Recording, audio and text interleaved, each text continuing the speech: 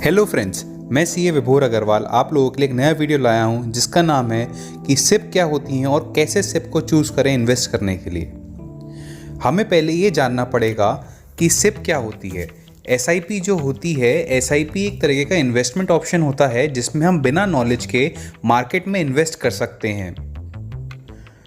SIP में क्या होता है, हम लोगों को पैसा देते हैं अपना मंथली या फिर लमसम इंस्टॉलमेंट्स में, और वो पैसा एक फ़ंड के थ्रू मार्केट में इन्वेस्ट होता है और वो मार्केट में रिटर्न जो आता है उसके बेसिस पे हमारे फ़ंड की वैल्यू इंक्रीज़ होती है और जो हमारे पैसे इन्वेस्ट हुए हैं उसकी वैल्यू इंक्रीज़ होती है। अब हमें पहले ये देखना पड़ेगा कि हम कैसे इन्वेस्ट कर सकते हैं, हमें फ़ंड कैसे चूज़ करना है।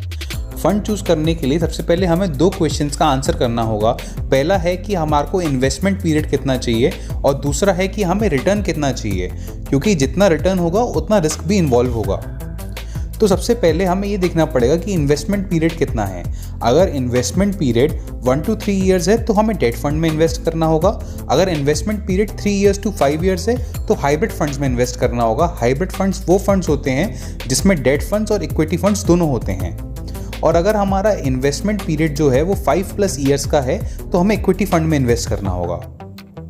तो ये हमारे कुछ इन्वेस्टमेंट करने के तरीके हैं on the basis of period of investments. इसके बेसिस पे हम पहले कैटेगरी सिलेक्ट करेंगे कि हमें कौन सी कैटेगरी में इन्वेस्ट करना है। फिर आफ्टर सेलेक्टिंग द कैटेगरी हमें फ़ंड सेलेक्ट करना होगा कि हम कौन से फ़ंड में इन्वेस्ट करें। तो फंड सेलेक्ट करने के लिए सबसे पहले हमें, जब हम फंड सेलेक्ट करते हैं तो उस फंड में हमें ये देखना पड़ेगा कि उसके जो रिटर्न्स हैं वो कंसिस्टेंट हैं कि नहीं। मतलब जैसे अगर सपोज करिए हमने एक फ़ंड सेलेक्ट किया, उसके पिछले 3 साल के हम रिटर्न्स देखेंगे। अगर रिटर्न्स कंसिस्टेंट हैं, मतलब ना बहुत ज़्यादा फ्लक्चुएशन नहीं होना चाहिए, ना बहुत ज़्यादा बढ़ रहे हैं ना बहुत ज़्यादा गिर रहे हैं, एबनॉर्मल इंक्रीज एबनॉर्मल डिक्रीज नहीं होना चाहिए फंड्स की रिटर्न्स में। अगर उनकी रिटर्न्स में कंसिस्टेंसी है तो हम उस फंड में इन्वेस्ट कर सकते हैं। दूसरी चीज़, अगर हमें फंड में जब इन्वेस्ट करने से पहले ये देखनी होगी कि उसके अंदर डाउनसाइड और अपसाइड जो रिटर्न्स का डिफरेंस है, वो जो रिटर्न का डिफरेंस होना चाहिए वो ज़्यादा नहीं होना चाहिए। मतलब अगर फंड का जो रिटर्न है वो पॉजिटिव है और फंड का रिटर्न जो नेगेटिव आया कभी किसी पिछले सालों में, उन दोनों का डिफरेंस जो होना चाहिए वो ज़्यादा नहीं होना चाहिए।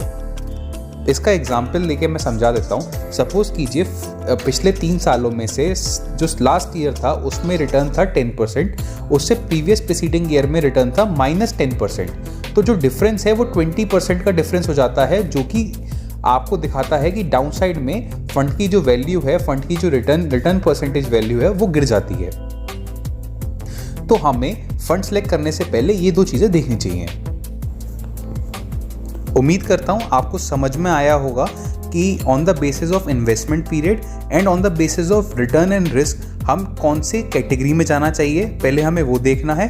फिर कैटेगरी में जाने के बाद हमें ये देखना है कि रिटर्न्स कितने हैं और डाउनसाइड और अपसाइड में कितना डिफरेंस है, उसके बेसिस पे फंड सेलेक्ट करना है। फिर हम रेडी टू गो हैं, हम फिर इन्वेस्ट कर सकते हैं। उम्मीद करता हूँ आपको इस कॉन्सेप्ट की क्लैरिटी मिली होगी कैसे हम इन्वेस्टमेंट कर सकते हैं, और आपको ये बहुत हेल्प करेगा। मैं इस चीज़ की उम्मीद करता हूँ। मिलते हैं अगले वीडियो में आपसे। कोई भी क्वेरी हो कमेंट बॉक्स में शेयर कीजिए, हम उसका बिल्कुल रिप्लाई करेंगे। वीडियो अगर आपको पसंद आया तो वीडियो को लाइक कीजिए, वीडियो को शेयर कीजिए और चैनल को सब्सक्राइब कीजिए। Thanks for watching.